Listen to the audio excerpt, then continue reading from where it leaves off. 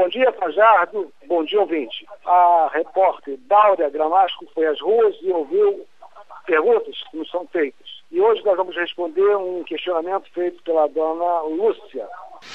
Bom, doutor, tem um cartão de crédito que eu devia ter pago na sexta-feira, dia 14. Ontem eu recebi uma carta do Serasa dizendo que meu nome vai ser incluso no Serasa se eu não pagasse a dívida até ontem. Isso é certo? A dona Lúcia pergunta exatamente sobre cadastro. Quanto tempo que uma empresa pode lançar o nome do consumidor num cadastro negativo? A questão é a seguinte: nós temos que considerar nas relações de consumo dois cadastros. Os cadastros negativos e os cadastros positivos. Tecnicamente, a empresa pode lançar o nome do consumidor num cadastro negativo, tão logo o consumidor fique inadimplente. Só que isso é impossível. Pelo seguinte: o Código de Defesa do Consumidor diz o seguinte, que o consumidor inadimplente terá que ser avisado por escrito que o nome dele está sendo lançado no cadastro negativo.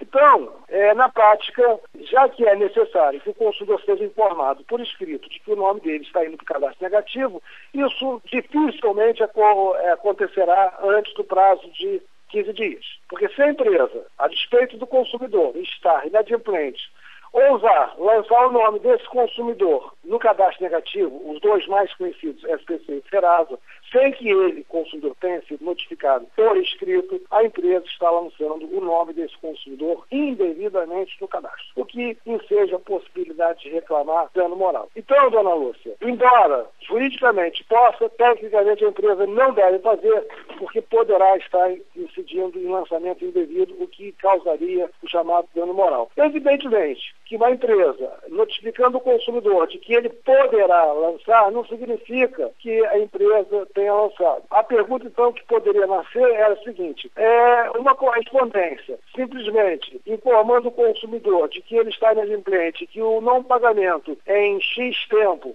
será lançado, já é suficiente? O entendimento é que se houver um documento próprio, autônomo, notificando o consumidor que ele se encontra inadimplente, e se esse documento fixa um prazo para o pagamento, após esse pagamento, então a empresa poderia lançar efetivamente o nome do consumidor no cadastro de restrição ao crédito. Então, aproveitando a pergunta da dona Lúcia, nós vamos hoje aprofundar um pouquinho mais nessa questão dos cadastros. Nós temos que observar que o Código de Defesa do Consumidor passou a regular dois tipos de cadastro. Aliás, nenhuma lei até então disciplinava essa questão dos cadastros.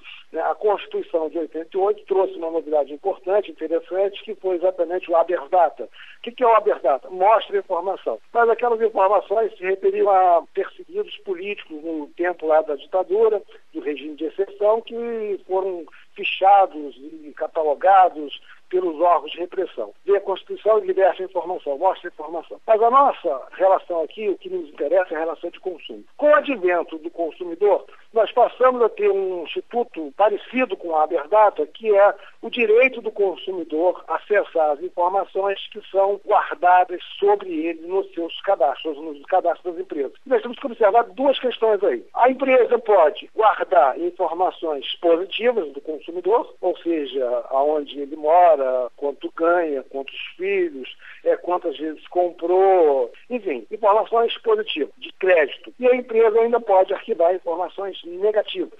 A questão é a seguinte: primeiro, em relação às informações positivas. Se uma empresa resolve organizar um cadastro de consumidores, e se esse consumidor nunca adquiriu um produto, nunca contratou com aquele estabelecimento, a empresa só poderá usar a informação do consumidor pedindo ao consumidor por escrito autorização para fazer isso. Vamos imaginar a seguinte hipótese: um determinado empresário resolve abrir uma pizzaria num determinado bairro do Rio de Janeiro e vai no catálogo telefônico do bairro e levanta informações dos moradores daquele bairro, das proximidades, e resolve fazer uma aula direta. Pode isso? Não, não pode. Embora a informação que está lá no cadastro de telefone, por exemplo, seja pública, o uso comercial daquela informação, a utilização comercial daquela informação que lá no catálogo telefônico se encontra, deverá ser pedido ao consumidor por escrito. Portanto, subtrair informações de cadastros públicos e enviar correspondência comercial para o consumidor é uma prática comercial abusiva. Se o consumidor autorizou, efetivamente eu posso, a partir daí, fazer mala direta, informar das minhas promoções. Agora, se o consumidor já me procurou, eu estou estabelecido e tem uma relação contratual comigo, evidentemente é uma questão de ética, eu vou pedir esse consumidor para abrir um cadastro e aí, tacitamente, ele está concordando com a alimentação de informações a partir daquela relação. Então, é possível aí estabelecer uma relação daquele estabelecimento comercial com aquele consumidor. Agora, a empresa tem esse cadastro organizado. Vamos imaginar uma empresa de telecomunicação. Os usuários do sistema de telecomunicações estão lá, evidentemente, no cadastro da empresa. Será que a empresa poderia vender esse cadastro para os políticos, por exemplo? Na época de eleição, o candidato a deputado, a vereador, governador, então está interessado naquelas informações, data de aniversário, endereço e tal. Evidentemente que não.